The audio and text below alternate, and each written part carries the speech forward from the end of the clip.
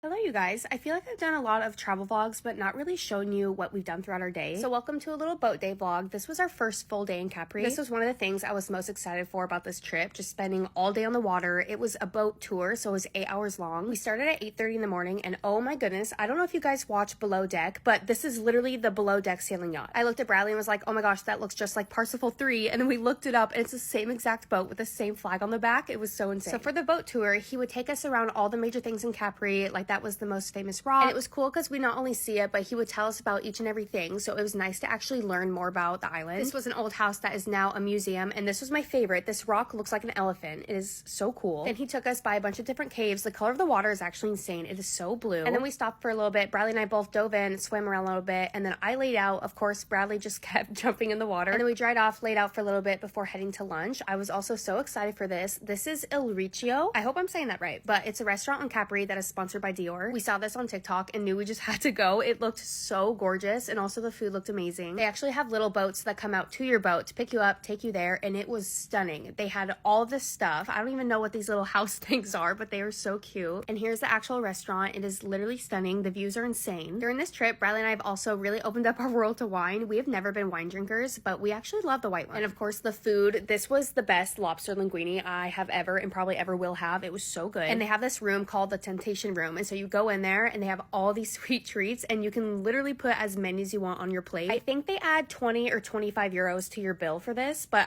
honestly, it's so worth it because you can go back as many times as you want. And then the whole restaurant got quiet and they started playing a song, and we were like looking around, and they brought us a cake. They knew it was our honeymoon from our boat skipper. That was just such a sweet surprise. That was so special. And then lunch was over, so we were heading down to go get picked up back by the boat. We stopped, went swimming for a little bit, saw some other caves and sights, and then sadly the boat day was over. This was truly one of my favorite days. It was so much fun.